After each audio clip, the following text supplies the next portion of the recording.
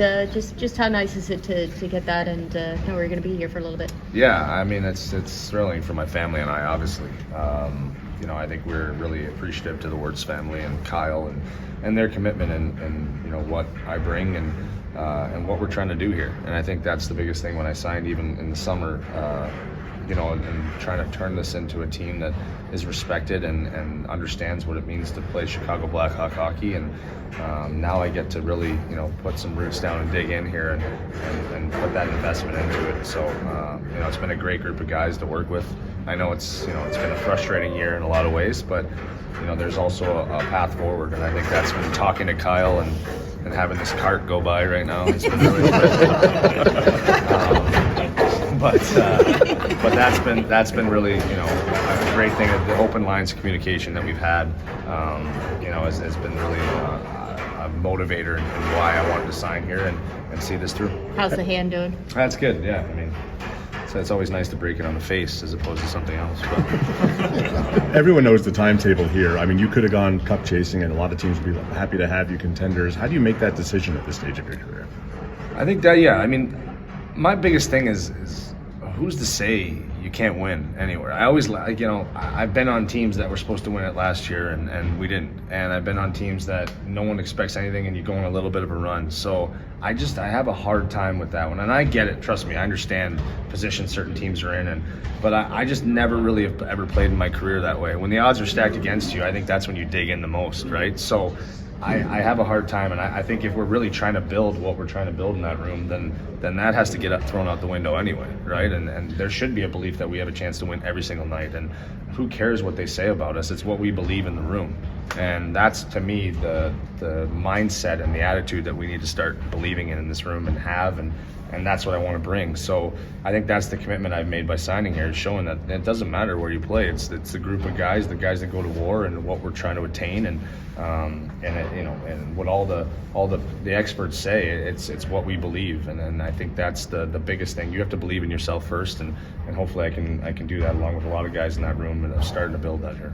How quickly into the season did you feel like, okay, I want to be here for the next couple of years? Because I think you weren't eligible to sign until January 1st, so the deal sure came together pretty quickly. Yeah, I mean, there was a lot of craziness at the start of the year that you're just trying to work your way through. But I think when I signed in the summer, in my eyes, I was looking at this as an opportunity to really see it through. And I had no expectations. I think that's sometimes the best thing to have, is just come in here with a clean slate and just be who you are genuinely, and really get to know the heart of guys and what's, who's in it for the right reasons. And honestly, everybody is. There's a lot of guys that want to see us turn the corner here, that want to get better, that genuinely want to see the success happen. And we got a great player in Connor Bedard that kind of leads the way in that. He wants to be a winner, and it trickles into the room that way. And there's some great young talent. There's some great, you've seen the emergence of Jason Dickinson, who's been outstanding and is a big part of this, and a guy that I want to go to war with a lot more, and hopefully we'll be able to. And so it's been neat for me to see the pieces that are already in here, and we just got to bring that out of guys more, and so that's where I get excited about seeing that and making sure that we have that mindset and continue to push in that way. For your career, I mean, like last year with Boston, you're down to 12 minutes on a loaded team. You're up to like 16 or 17 this year, and you were actually still got it. You were exactly. I mean, you still got it. In one game, you played 23. Yeah. When you needed to protect the lead, that's where he's going to use you. You got a lot of gas left in the tank. I do, and listen, that's, I think, where I've seen my career. There's roles you need to play on certain teams, right? And you have to be accepting of that role. Listen, I went to Boston. They had a good thing going. You're just trying to fit in, and hey, we're going to go and try and win this thing. And so you're happy to help in that role. That's where I'm needed, right? So you play there, and yeah, there's maybe more you feel that you can give, but that's the sacrifice and the commitment you make to that group. And there's other things you can do off the ice or on it as well, that within those 12 minutes, I mean, you got to give everything you have. And that's the mindset here, is what roles are guys going to fall into? What is it that you're going to do to help the Chicago Blackhawks become an elite team? And not every guy gets to play 20 minutes a night. It's a privilege to play that. It's a responsibility to play that. There's the great players, they make it look easy because they have the understanding that they make a difference every time they step on the ice. But if you're a 10-minute guy, what is that 10 minutes going to do for our club? If you're a 15-minute guy, what's that going to do? If you're a backup goalie, if you're a seventh defenseman, So when you have guys understanding and believing in their roles and why you're doing it and the success you're having, then you start to get on a roll, and really, no pun intended, but that's really what it is. It's that mindset, that attitude, and for me, I think I've seen a lot of different roles and played in a lot of different roles and appreciate what those mean, and wherever you're needed, you slot in. And I think if you have that from your veteran guys or your leaders, it trickles on down the lineup, and our group is learning and is going to understand where they slot in, and either you're going to be a part of it or you're not, and that's kind of the way we have to get going here, right? Is we're building towards something, and that's guys are going to either grab a hold of it or another guy's going to come in and do your job. How do you see your role evolving? Would you want to be captain? Oh, no. I mean, obviously it's a great honor, but I've worn that letter. And I am who I am, and have always been that way for as long as I can remember. So I don't really get too caught up in that. It's a tremendous honor, and captain's come before me. I think he's worn it better than anyone in a lot of ways. So, and Jonathan Toews or any guy that would ever put the C on is such a storied franchise, and I think any guy would be honored to wear it, but that's not why you're coming here. You're coming here just to make a difference, and if it's organically put on you or whoever rises to the occasion, that's great. That's the guy you want to lead and go with. But for us, I think we're still trying to find our leadership group and who's going to make that push. And but yeah, it's something that I take a lot of pride in being a voice in that room, but so do a lot of other guys in there, and there's a lot of guys worthy of it. You referenced in your first. Sorry. In your first answer, you said that this allows you to kind of think more long term, I guess, in terms of what you're doing here. And has your mindset, or does this kind of allow you to change and think more like that? Well, I think it gives me the understanding and the mindset that I can it's going to take a process here, right? And I think you want things to jump right from 1 month or one day to the next and improve, but it's ups and downs, and as you've seen it right this year. And so I think for me it lets me know that my voice and my impact will hopefully be around for long enough that it can really sustain and dig in and grab hold here. So that's what I get excited about, and also having the opportunity to play on a great team. It's not just my voice; I still feel like I have a lot to give on the ice as well, and can only help that way. Because as much as you want to talk and say off the ice, you got to go out and do it. And I've enjoyed that part where I've really been able to kind of do both, and I expect that of myself. So that's been enjoyable, and a big reason why the 2 years has felt like the right number, and I'm looking forward to seeing where we can get to at the end of it. Charlie, respected that.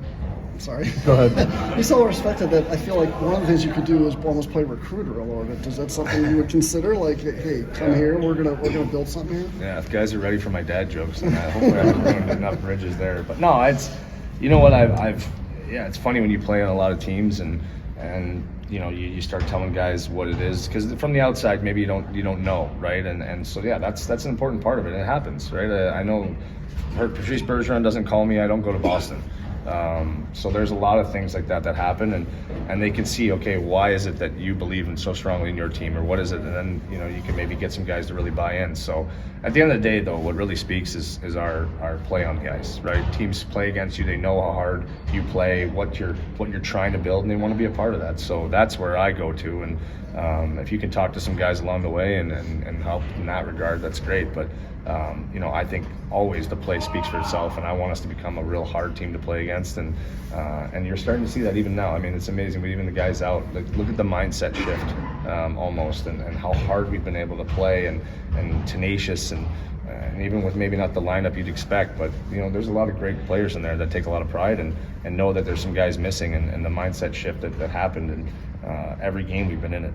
Charlie asked you about when you thought about staying longer.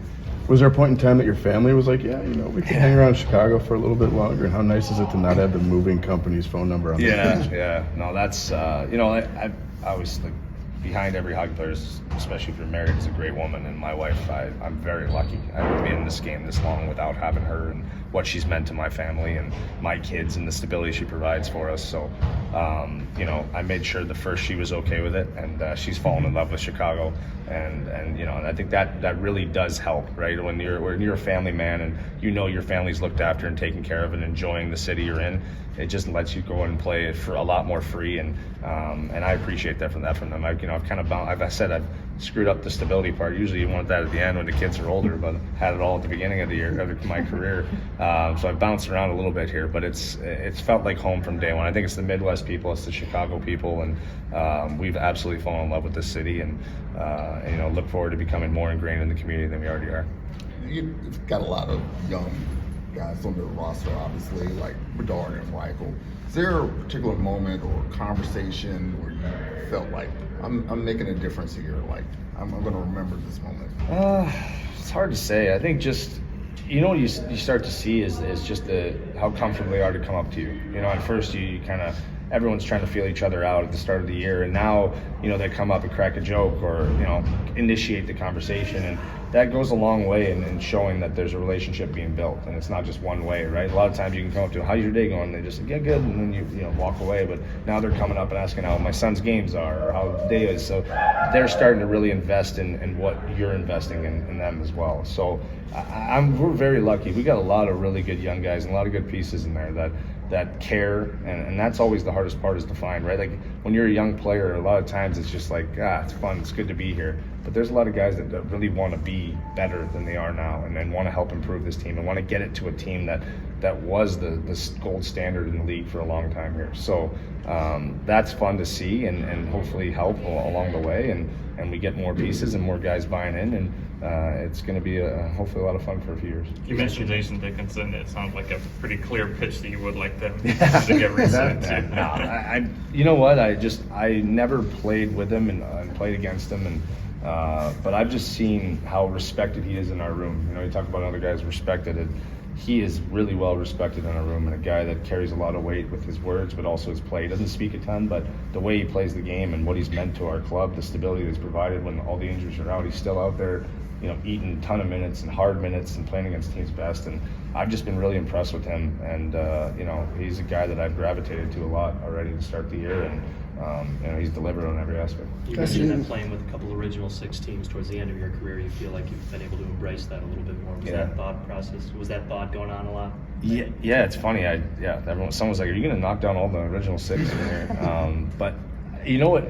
I was telling this to Panger the other day. Like when you play long enough, you become, especially even for me, kind of growing up in it, you become a historian of the game a little bit, and you love the game and the reasons why. And like original six teams, they just carry a little bit more weight. So you take it a little bit more serious when you play for one, because how the fan base really gets behind them, the players that have come before to build that team. You're not talking 20 years, you're talking 50, 60, 70 years of history of players that have really helped build, and some of the biggest names in our league, names that guys that are trophies are named after are playing on these teams. So you realize the magnitude and the importance and the responsibility you have to wear this jersey with a ton of pride, and so that's what I feel when I put that on. You wear this logo, and you remember all the players that have come before you and made it what it is today, and the fan base, and that's I really enjoy playing that. I think just because I grew up in it too, and remembered the teams of old, and the stories my dad would tell, and his idols, and a lot of them were on these teams, so it's been pretty special. A statement you made with your left hand there. It's 2024. Your guy goes down off a dramatic hit, and is it that's still one of those things that just has to get done in a game to make it? Yeah, and you know what? You can argue it's a clean hit. It's our best player, so he's going after our best player, right? And I think he's an honest player, Smith. I do. I have a ton of respect for him, and I think he plays the game the right way. But he targeted one of our players who was in a vulnerable spot at that time, and I'm watching it, so I can see him sliding over to make a hit. And I wonder what their reaction would be if we did that to Hughes or anything, right? Like that's the game within the game I was talking about, and no ill will towards Smith, and he's doing his job for his team, but we're going to do the job for ours as well and back up our own, and especially a young kid who's finding his way in the league and our star player. You got to make sure he knows he feels protected and looked after, and so that's all that is. And it happened to be me. It could have been any one of the guys who was chomping at the bit to get at him. And but what I was most impressed with is we just kept playing, and after you could see the physicality pick up. Guys were hitting. We were hitting their guys legally, obviously, and not to say that, but that's the game. That's the beauty of the game, right? It's a physical, hard game, And I don't know why it's so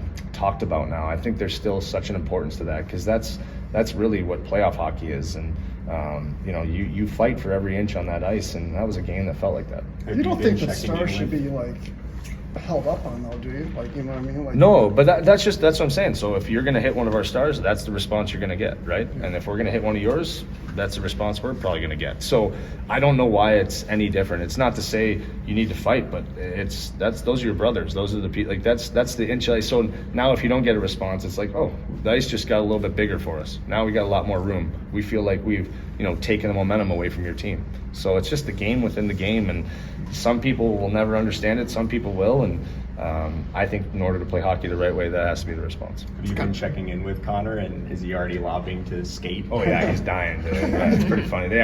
Trainers are like, hey, you kind of got to help us. Like, he's not going to listen to us, so you got to help us, like, keep him at bay here a little bit. So it's been pretty funny. He's like, I feel fine. Like, I'm like, man, just pump the brakes a little bit here. So that's who he is. That's why you love him, and I'm sure he'll come back even better version of himself, which is a scary thought.